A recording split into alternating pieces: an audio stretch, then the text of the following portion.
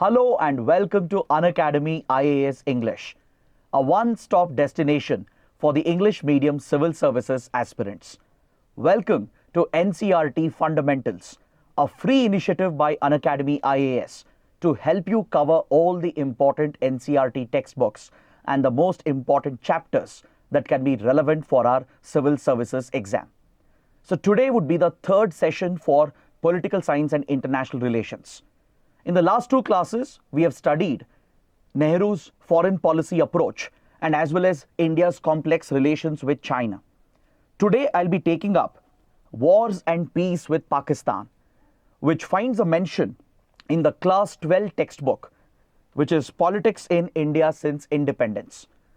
So, under this textbook, we have Chapter 4 that deals with India's external relations.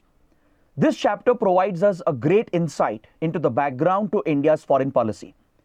This chapter helps us understand not just the foundational principles of India's foreign relations, but it also helps us gain some insight into our complex relations with China and Pakistan, especially the disputes and the wars that we have fought with our neighboring countries.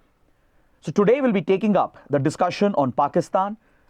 Essentially, this session would be the best way for you to cover the brief history of India-Pakistan conflicts and also the limited peace that has been witnessed in our bilateral relationship. So before we start the discussion, we have a very important announcement. Starting from tomorrow, a new batch is starting under our online classroom program. And Unacademy is providing a massive discount on the prices. This comprehensive course, which includes classes, notes, and as well as prelims and mains test series, along with mentorship and doubt clearing sessions, will be available at just $23,999. We have been informed by the Unacademy management that this would be the lowest price and it would not be extended. The offer ends in a couple of days, so this would be a 15-month subscription. So those interested, please enroll for the program by calling the number provided here, or you can use the link provided in the video description. And also, do join my Telegram channel. I'll share the link in the description as well, and you can scan the QR code. I'll be using this Telegram channel to share some updates, give you some questions and notes as well. And there is a group which is attached to it, which will give you an opportunity to interact with me as well. So with this, let's get started with today's discussion, and we'll take a detailed look at the complex history of India-Pakistan relations. As you all know, Pakistan has been problematic for India right from the beginning. Right from India's independence, right from the days of partition, Pakistan has created several challenges which has threatened India's territorial integrity and sovereignty, and as well as its national security. Many of you might think that Pakistan first meddled in Kashmir, but even before Kashmir, Pakistan would create problems for India with some princely states such as Junagadh.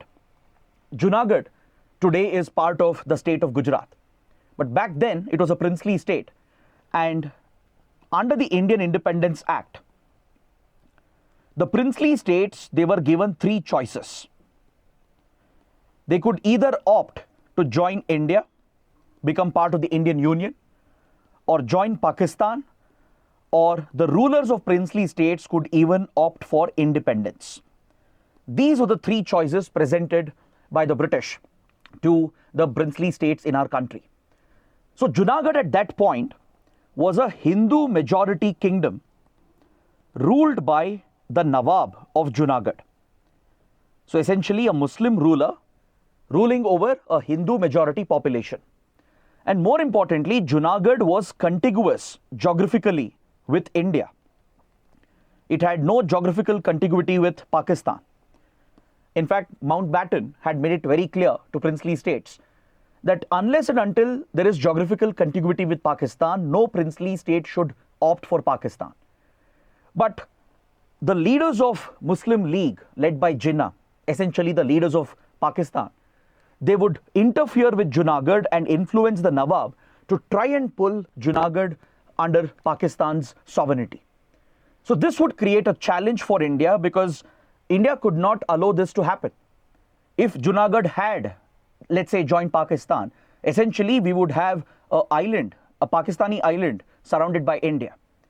There would be a Pakistani enclave which is bound by India. So this would only lead to further problems down the line. And more importantly, the population, the demography of the region was more aligned with India. So Prime Minister Nehru and even Home Minister Sardar Patel would put their foot down, and eventually India would ensure that Junagadh would be annexed into Indian territory. The Nawab would eventually flee from here, he would run away into Pakistan and seek shelter in Pakistan. India would exercise a lot of pressure on Junagadh to ensure it doesn't join Pakistan. India even raised the issue at the United Nations as well. And to give this legitimacy, we even held a plebiscite. A direct election was held on the ground, as India was confident that the people of Junagadh would vote in India's favor. And that is how Junagadh eventually became a part of India, an integral part of India. So what I'm trying to say is that Pakistan had made an initial start at creating trouble for India, and this trend, this pattern would continue. And honestly, it remains the same even today. Pakistan has created enormous challenges for India, and probably it started with Junagadh. Even before independence, the Muslim League leaders led by Jinnah were influencing the Nawab of Junagadh to pull Junagadh towards Pakistan. So India ensured that Junagadh remains within Indian territory. We even ensured there was a blockade.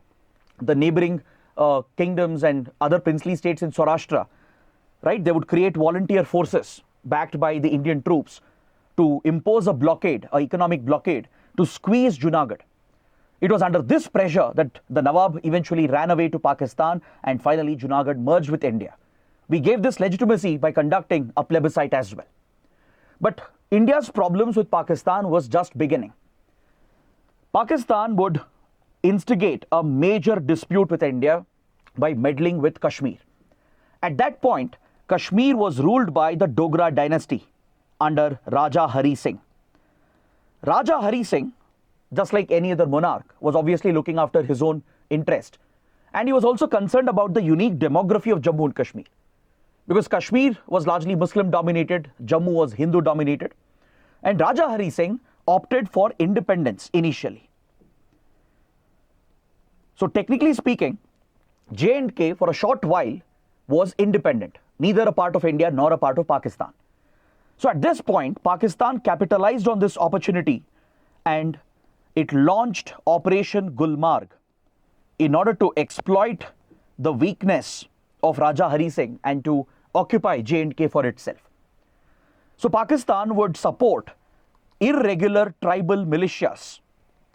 The army, the Pakistani army would provide direct backing to the tribal militias in the Gilgit-Baltistan region and instigate an attempt to create instability in J&K and try to occupy J&K for itself.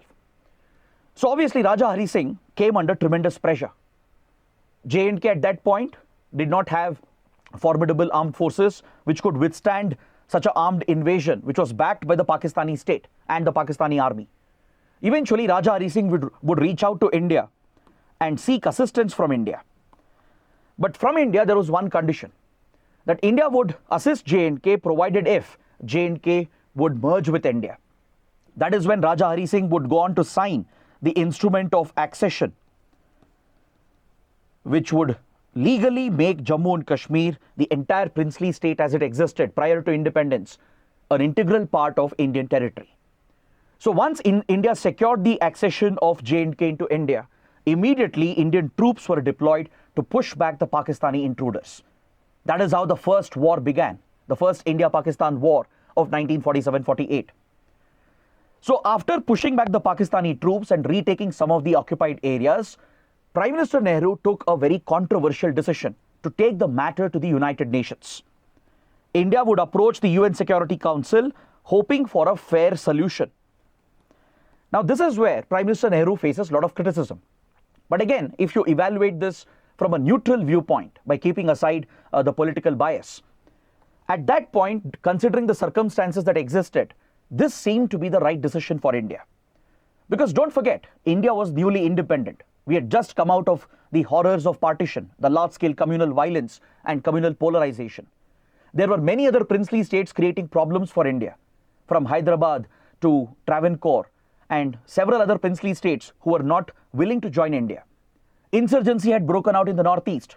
The Naga outfits, armed groups, had declared independence and they declared a state of war against India. Plus, the Indian economy was struggling. Our agriculture, our industries had been decimated by centuries of colonial exploitation. So there was an urgent need to rebuild the Indian economy, focus all our attention, our resources on nation building, to provide food security to our people, to create jobs. And the last thing on our mind was to fight a war with an external enemy.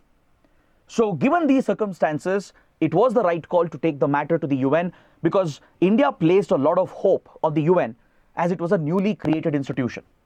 The UN was established for this purpose after the Second World War, to resolve disputes and conflicts and provide for peace and stability in the world. And Nehru, being a statesman, a widely regarded statesman, placed faith in the UN system, hoping for a fair solution. But only then India would realize that taking the matter to the UN would rather backfire on India. Because Britain, the United Kingdom, would largely back Pakistan given its bias against India. So this would create an unfair equation for India, and India was never comfortable with the UN involvement in Kashmir. Eventually, we agreed for a ceasefire. A ceasefire line was also established, thus bringing the war to an end. And by 1949, the Karachi Agreement was signed. The Karachi Agreement would formalize the ceasefire line as the temporary de facto border in Jammu and Kashmir. So that is how Pakistan would occupy Indian territory, which we today refer to as Pakistan occupied Kashmir, from Gilgit-Baltistan to parts of Muzaffarabad and the other areas of Kashmir, would come under the illegal occupation of Pakistan and since then remains under the illegal occupation of Pakistan. So as per the UN settlement, both countries were supposed to hold a plebiscite as well. But Pakistan started meddling with the demography in POK in order to swing the elections in its favor. So looking at this, India rejected a plebiscite, and the promised plebiscite was never held by both India and Pakistan. And the UN gave itself a role to monitor the ceasefire under the Karachi Agreement. The UN would establish a military observer group, which would be positioned on both sides of Kashmir to monitor the ceasefire and ensure that peace is maintained between the two countries. But clearly, the role of UN was not in favor of India. There was a bias in favor of Pakistan. And India would never be comfortable with the involvement of UN in the Kashmir issue. India was waiting for an opportunity to remove UN or any third party from the Kashmir issue, as we clearly believed this to be a bilateral issue. So eventually in 1972, we did manage to take out UN from Kashmir, and I'll come to that point a little while later. Now, don't think that the relationship between India and Pakistan was always about dispute, tensions and conflicts. There were some aspects where India and Pakistan were trying to work together as well. In fact, that is what this chapter in the NCERT textbook deals with. It presents the tensions and wars and conflicts as well. It also pays attention to some of the peaceful initiatives that have been taken up between the two countries. For example, India and Pakistan would actually work together to protect the women who were abducted during the partition. During the large-scale communal violence following independence, several women from different communities were abducted on both the sides. So both the governments would work together to rescue those abducted women and to send them back to their original families. India-Pakistan would also settle the Indus water dispute. The Indus is the lifeline for Pakistan and as well as for northwestern parts of India. So in the Indus drainage basin, we have 6 major rivers: Indus, Jhelum, Chenab, Ravi, Beas and Satluj. So sharing these waters, these transboundary rivers, was a major friction point, and we resolved this issue by signing Indus Water Treaty in 1960 with the help of the World Bank. The treaty divided the drainage basin into western and eastern rivers and allocated a certain share to Pakistan, a certain share to India. And this treaty has stood the test of time.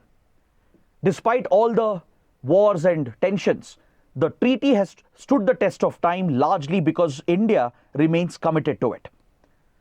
During recent terror attacks, be it the Uri attacks, the 26/11 Mumbai attacks, or even the Pulwama attacks, there has been a debate in India whether India should revoke its commitment regarding the Indus Water Treaty.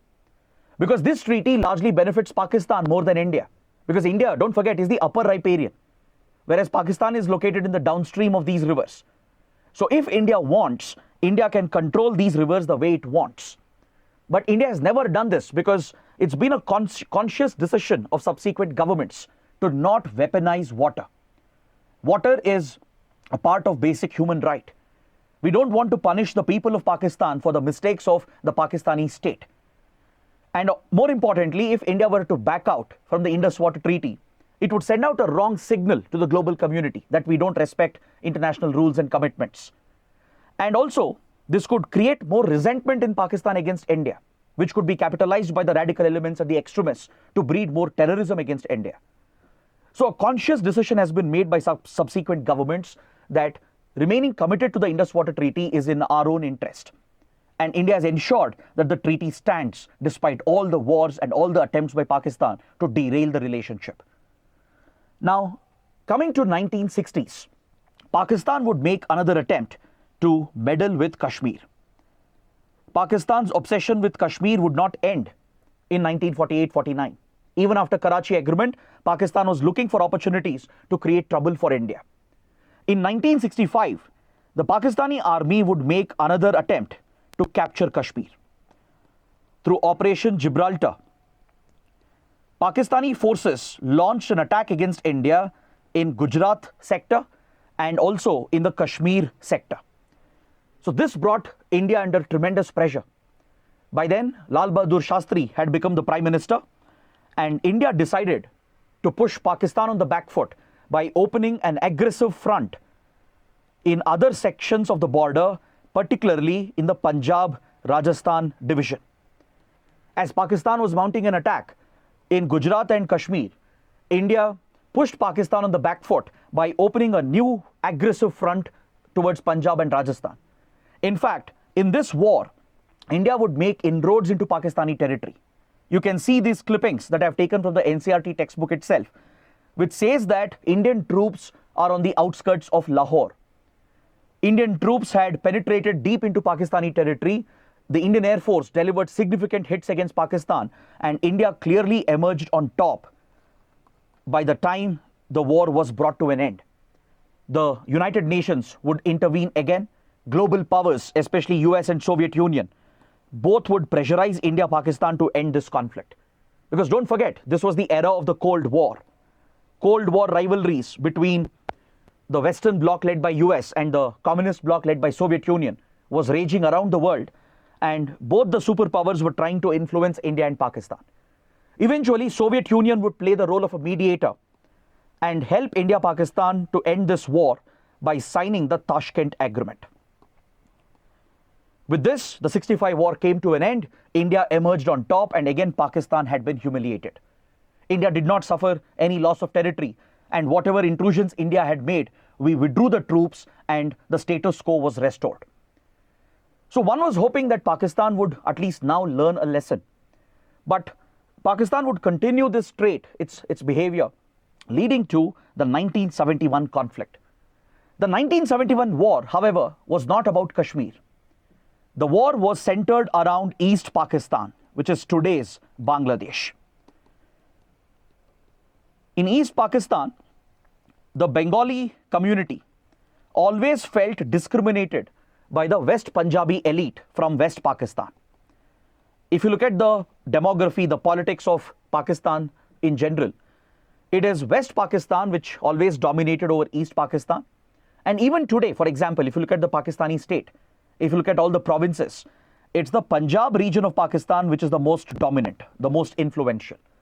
All your top politicians, leaders, army chiefs, ISI generals, they've all come from the Punjab region. So the Punjabi elite would discriminate against the Bengalis in East Pakistan, creating a resentment amongst the Bengali population. So in 1970-71, for the first time, Pakistani elections were held. Now look at the irony of this. We both became independent in 1947, and India held its first general elections in 1951. Right? We smoothly transitioned into a constitutional democracy with regular elections being held. By 1970, we had at least 4 elections with multiple state elections being held in India. But Pakistan had not even managed a single general election. So in 1970, the first ever Pakistani general election was being held. And in West Pakistan, the Punjabi elite, as usual, dominated. Zulfikar Ali Bhutto would get the mandate in West Pakistan, but what happened in East Pakistan was very interesting. The Bengalis who were resenting the Punjabi domination, they would back the Awami League headed by Sheikh Mujibur Rahman, a legendary Bengali leader. Bengalis were fighting already against the domination of the Pakistani state and the alleged discrimination and atrocities that Pakistani state was unleashing against Bengalis. So under the Awami League, under the leadership of Sheikh Mujibur Rahman, Bengali nationalists had united. There were Bengali Hindus, Bengali Muslims as well. This was not about religion. This was about regional and cultural identity of the Bengalis. So Sheikh Mujibur Rahman would get the mandate in East Pakistan, and this was a shock for West Pakistan. West Pakistan would never accept this verdict, and they would never share power with a Bengali party, with a Bengali leader. So what did they do? They placed Sheikh Mujibur Rahman under arrest. They tried to derail the election results, and this triggered the Bengali liberation movement. The Bengali nationalists gave a call for a rebellion against the Pakistani state and organized a mass rebellion against the Pakistani state. So Pakistan would try to crush the rebellion with brutal force. The Pakistani army would unleash atrocities against Bengalis, resulting in a genocide against the Bengalis. On 24th March 1971, the Pakistani army launched Operation Searchlight, a deadly operation, and Bengali leaders would be targeted and lakhs of people would be eliminated. Even women and children would not be spared. Entire Bengali neighborhoods were burned down, resulting in a massive refugee crisis, a humanitarian crisis towards the eastern borders of India. Around 8 to 10 million refugees would flee the country, and they would seek refuge in India. So all the border states from Tripura to Assam to West Bengal, they would receive a huge exodus of refugees, and it became an obligation for India to stand up for the Bengali community. Because obviously we had cultural, historical, civilizational connections. The families in India, they were connected with the families in East Pakistan. So India had a moral obligation, a responsibility, a duty to act as a regional power. And more importantly, then Prime Minister Indira Gandhi saw this as a strategic opportunity as well. So India would get directly involved in this division that had emerged in Pakistan, and India would play a decisive role in backing the liberation movement. We would support Sheikh Mujibur Rahman and Awami League and the Shanti Bahini, which was leading the struggle for independence of Bangladesh. India would even extend covert support to the Mukti Bahini, which was an armed revolutionary group of Bengali revolutionaries. Indira Gandhi would authorize India's newly created intelligence agency, RAW, Research and Analysis Wing, which was headed by R.N. Kao, a legendary spy master. So under R.N. Kao's leadership, RAW would directly get involved in what was happening in East Pakistan and extend direct support in the form of arms, funds, and even training to Mukti Bahini rebels. The Mukti Bahini rebels would be inserted back into East Pakistan to target the Pakistani forces and to weaken Pakistan from within. So Pakistan, which realized the Indian covert involvement, was looking to retaliate against India, creating all the circumstances for another war to break out between the two countries. So India would start preparing for an eventual war, and after months of tensions, finally in December 1971, the war broke out between the two countries. It was Pakistan which started the hostilities by launching an attack against India, but India was very well prepared as we were anticipating a Pakistani response. So thus, the third war began, and India ensured that it secured a decisive victory in this conflict. India not only liberated Bangladesh, but in that process, we had split Pakistan into two parts. But you should also understand that this was not just a regional conflict. There were global dimensions to this conflict. By then, the United States under Richard Nixon and his national security advisor, Henry Kissinger, they had become a nightmare for India because President Nixon held a racial bias against India and Indians. Kissinger as well would personally target Prime Minister Indira Gandhi. And how do we know this? Because White House documents which were classified were declassified a few years ago. And if you look at the conversations between President Nixon and Henry Kissinger, it's very evident regarding the bias, the hatred they held against Indians and Prime Minister Indira Gandhi. More importantly, Pakistan had become their close ally. Because in the 1960s, the US was looking to re-establish relations with China, with the PRC. US had cut off its ties with China when it annexed Tibet. And for Nixon, now it was a priority to rebuild the relations with China. So Pakistan would be the mediator between them. Pakistan, which was having very good relations with China and as well as with US, would bring the two together, creating a nexus between US, China and Pakistan. So when the war broke out, and even when India was giving covert backing to the Mukti Bahini rebels, the US would get hostile against India, and Nixon would even issue a threat to Prime Minister Indira Gandhi.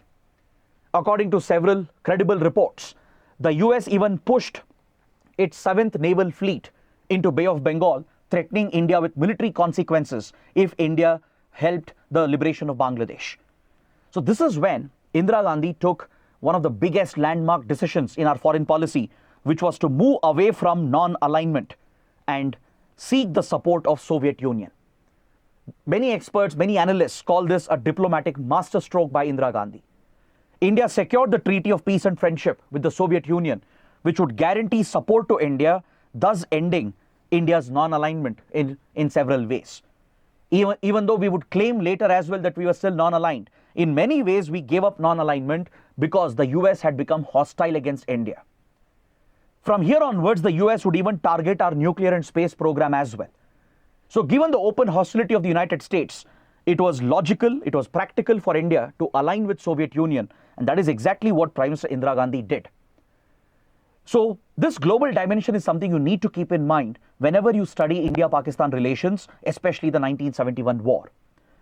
So in this conflict, the Indian armed forces were completely prepared for what Pakistan was about to bring. The Indian Army, the Indian Air Force, the Indian Navy, all the three services, for the first time, were fighting collectively. Probably it was the first time that all the three forces were equally involved in fighting an external enemy, and India delivered a crushing defeat to Pakistan on all the fronts. The Indian Army made deep inroads into East Pakistan and into parts of West Pakistan as well. The Indian Air Force successfully protected the airspace and even delivered offensive strikes deep inside Pakistani territory.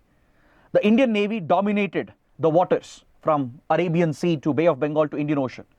It even imposed a successful blockade to prevent Pakistan from sending any reinforcements from west to east. And within 2 weeks, Pakistan would surrender, thus securing a decisive and clear-cut victory for India. You can see this historic image over here. You can see the Pakistani army general in East Pakistan signing the instrument of surrender in front of the Indian forces. So this was a decisive victory for India. Bangladesh was liberated, and eventually the war was brought to an end by signing the Shimla Agreement. By the end of the war, India held around 95,000 POWs. 95 Pakistani soldiers were captured as prisoners of war. So India had all the leverage. And India ensured that Pakistan would agree to certain demands of India. For example, we renamed the ceasefire line as the line of control. The line of control, or LOC. Now this was a very clever move by India in order to remove United Nations from Kashmir. Remember, I told you that UN Military Observer Group was stationed on both sides of Kashmir to monitor the ceasefire line, which was established under the 1949 Karachi Agreement. But now if India, Pakistan are agreeing that this de facto border will no longer be called ceasefire line, it will be called line of control. So by making this change, it's a technical legal change on paper. Essentially, we removed the role for UN, because what will the UN monitor if there is no ceasefire line, right? So we made Pakistan agree that ceasefire line would be renamed as LOC, as line of control, thus eliminating the role of United Nations. We made Pakistan commit that there would be no third party involvement in Kashmir issue. Any dispute between India and Pakistan will resolve it bilaterally without any third party involvement. Neither the US, nor UK, nor China, nor UN will have a say in our bilateral issues. This is something that India secured, and we also got a commitment from Pakistan that it will no longer meddle in India's internal issues. But as you all know, Pakistan went back to its same old tactics. In fact, now Pakistan was baying for India's blood, because this was Pakistan's most humiliating moment. The country had been split into two parts by India, right? Pakistan had decisively lost this war, so now it was craving revenge against India. So in mid-70s, it is believed that the then Pakistani leadership, which includes the Pakistani government, the army, and the ISI, they swore to bleed India through 1,000 cuts. They would adopt this as a strategy because Pakistan learned that India is a conventionally superior power. In a conventional war, India can't be defeated because they had lost 47, 65, and 71. Also, conventional wars are more expensive. You need more equipment, more money, more soldiers. Your losses will be significantly higher in a conventional war, and you can't prolong or extend a conventional conflict. So Pakistan resorted to the covert proxy option. It would start backing non-state actors.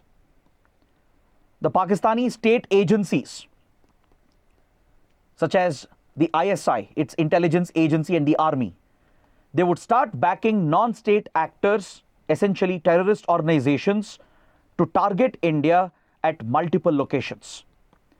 From northeast India to Punjab to Kashmir and eventually across India.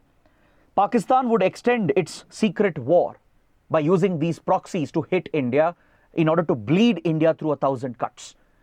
Because such proxy wars are cheaper compared to a conventional war. The losses for Pakistan would be minimal, and it can easily extend this conflict and constantly destabilize India. So from mid-70s till now, India has been at the receiving end of state-sponsored terrorism from Pakistan. Pakistan would back the Khalistan movement. It would extend direct support to the separatist movement in Kashmir that would break out later. So beginning from Punjab in the late 70s and early 80s, then in Kashmir from 1986-87, and in the Northeast, Pakistan was already involved in backing several Northeast insurgent groups from 1960s itself. So that is how Pakistan scaled its covert proxy war against India and unleashed terrorism against India.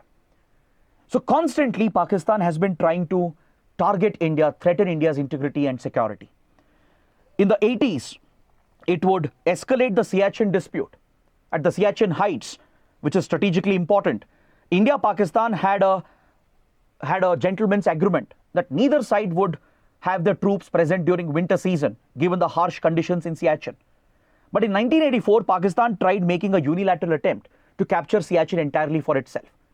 But India, which became aware of Pakistani plans, would launch a preemptive operation, Operation Meghdoot. And India would occupy the vantage points at Siachen even before Pakistan could have its presence at Siachen. So since then, Siachen has become the world's highest battlefield and also the most expensive battlefield. And it remains a standing issue between the two countries. Then coming to 1990s, in 1998, as India tested nuclear weapons again at Pokhran for the second time, Pakistan responded with its own nuclear tests, thus triggering a nuclear arms race and increasing tensions in South Asia. And the very next year in 1999, the Pakistani army carried out another misadventure against India. Under the army chief Pervez Musharraf, Pakistani army made another attempt to wreck India-Pakistan relations. Because you need to know that prior to Kargil war, then Prime Minister Vajpayee, along with Pakistani Prime Minister Nawaz Sharif, they were trying to open a new era in the relationship.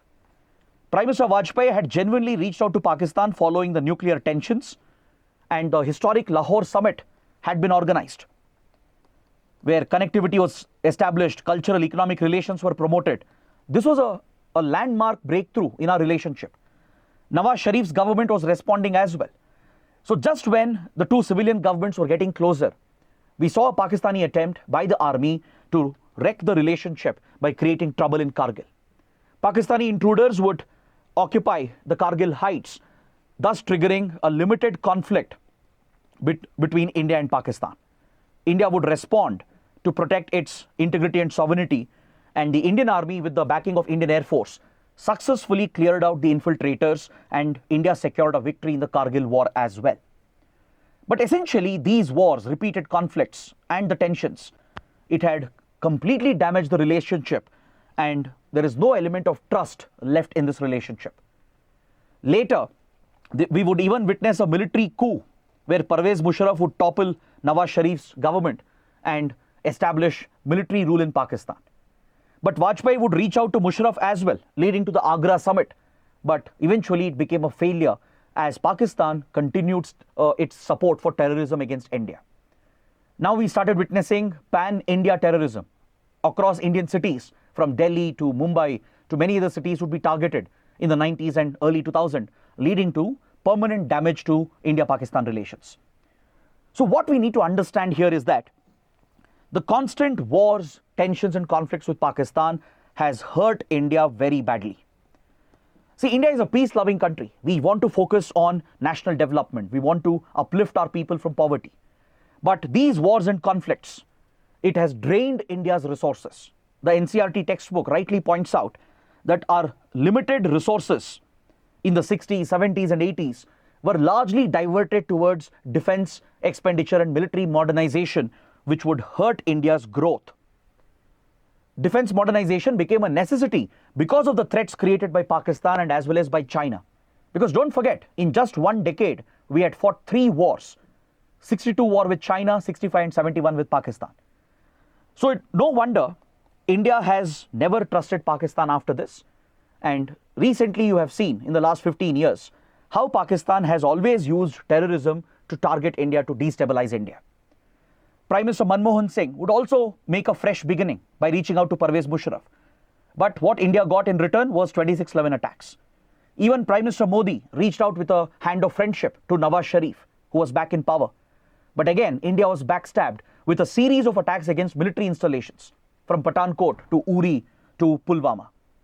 So as India retaliated through surgical strikes and airstrikes, it has increased tensions between both the sides, and as India revoked the special status of J&K under Article 370, it has further ruptured the relationship, and right now India-Pakistan barely have a relationship between them. So I would like to leave it on this note, and let's look at some practice questions. I'm taking the questions given by NCERT itself. Look at this question. India's foreign policy was built around the principles of peace and cooperation, but India fought 3 wars in a space of 10 years between 62 and 71. Would you say that this was a failure of foreign policy, or would you say that this was a result of international situation? Give reasons to support your answer. For such questions where your opinion is being asked, before you start writing the answer, please think, ask yourself, what will be your stand? What will be your opinion? The question is asking, we fought so many wars in this decade, from 62 to 71. Was it India's fault? Was it a failure of our foreign policy? Or was it because of international circumstances created by our problematic neighbors? The answer lies somewhere in between. See, you need to point out the problems created by China and Pakistan. Clearly, both China and Pakistan have been the instigators, right? But there have been certain mistakes on India's part as well. Especially with China, there have been few mistakes on India's part, which we discussed in the previous class. So to write a good balanced answer, you need to present both sides of the argument. So what you can do is start with an introduction by pointing out that India's foreign policy has always believed in maintaining peace and stability. That should be your opening statement. That's what the question says as well, that India's foreign policy was built around the principles of peace and cooperation. So you can point out how India's civilizational heritage, our constitutional principles, and the foundational principles of our foreign policy, from principle of strategic autonomy to non-alignment, how all these principles have been designed to promote peaceful relations with all our neighbors. India is not a warmongering country. We have never been a warmongering civilization. So provide evidence as well to show that India has always favored peace and cooperation over conflict. This is inherent in our foreign policy as well. You can see that with the Panchsheel principles that we agreed with China. You can see that with India's recognition of China and the friendly ties we built with China. Even with Pakistan, right? We settled the Indus Water dispute. We upheld the commitment made under Indus Water Treaty. So it shows that India is a very responsible nation, a nation which respects international law and international rules under the UN Charter. But our neighbors, China, Pakistan, have created problems for India. This is what you will write in the body. Once you have established this in the introduction, in the body you can talk about how China, Pakistan have instigated India. Mention the trouble Pakistan created in Junagadh in Kashmir. Talk about China's aggressive expansionist behavior, which led to clashes in Ladakh and eventually to the 62 war. Talk about China's aggression in Tibet, how it would affect India. So primarily it was international circumstances, external factors triggered by Pakistan and China which led to these wars. But however, the primary purpose of diplomacy is to prevent wars from happening. If diplomacy succeeds, wars will not occur. This is an established ground rule. So if the 62 war happened, 65 war happened, it also means there was a failure on the part of our foreign policy as well. Especially in 62, we discussed some of the mistakes of Prime Minister Nehru and the Nehru administration which contributed to the 62 war. So you can mention that yes, partly there was a failure on India's part with regard to its foreign policy, but largely these wars were externally imposed on India. It was largely due to the behavior of China, Pakistan that India had to face 3 wars in just 1 decade. Then you go to the conclusion and point out how India has always sought a peaceful end to these wars. Right? We negotiated in 65 and signed the Tashkent Agreement. In 71, if India wanted, we could have dragged the conflict, maybe focused on POK, but India did not do that. As a responsible power, we ended the war by signing the Shimla Agreement. So conclude on this note, and that would be a solid answer for this question. There's one more practice question as well.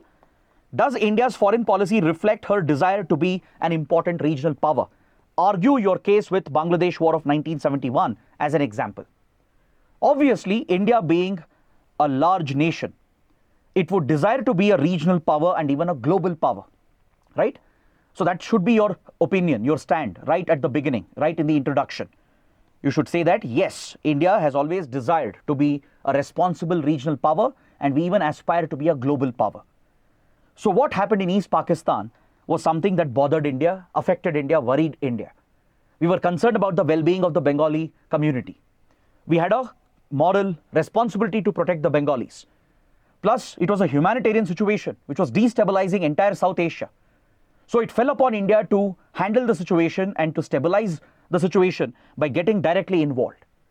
So then you can justify and explain India's involvement in the liberation of Bangladesh, how we supported the political liberation movement, how we backed the armed rebel groups through covert methods, and how eventually we fought a full-fledged war through which we secured the liberation of Bangladesh. So present the circumstances, the events that followed, which we discussed, and end your answer by pointing out that India remains a regional global power which has been playing a responsible role in global geopolitics. When things go down, right, or when things turn bad, India has always stood up, not just for itself, but for the region and for the weaker powers as well. So India did the right thing by backing the Bangladeshi liberation movement, and India has always stood by these principles. So that establishes India firmly as a regional and global power. So that concludes your answer. Now take up a prelims question as well. I'll not give you the answer. I want you to read the question and mention the answer in the comment section. Which of the following statements are incorrect? Indus Water Treaty between India-Pakistan was mediated through the United Nations. The treaty divides Indus drainage basin into western and eastern rivers. The waters of Indus, Jhelum, Chenab have largely been assigned to India, while Pakistan has complete control over Ravi, Bias, Satluj. So find out what's the correct answer, mention that in the comments, and I will share the same question on my Telegram channel. The link is provided in the description, and I'll give the answer tomorrow. I'll post the same question, I'll give you some time to answer, and I'll give you the correct answer tomorrow on my Telegram channel. So do join the Telegram channel for updates and any notes or even to interact with me. And on this note, I would like to bring this session to an end. So I hope you guys have liked the session, understood something, and if you did, please support us through your comments, through your likes, and don't forget to subscribe to our channel. That is it. I'll see you in the next session. Till then, take care. Have a good day. NCERT books are unavoidable to crack the IAS exam. Not only is the content of these books authentic, but these books also help a civil services aspirant to build conceptual clarity. And most importantly, lots of questions in the civil services examination are directly asked from NCERT books. But the aspirants often find it difficult to cover these books, or worse, they even end up ignoring these books.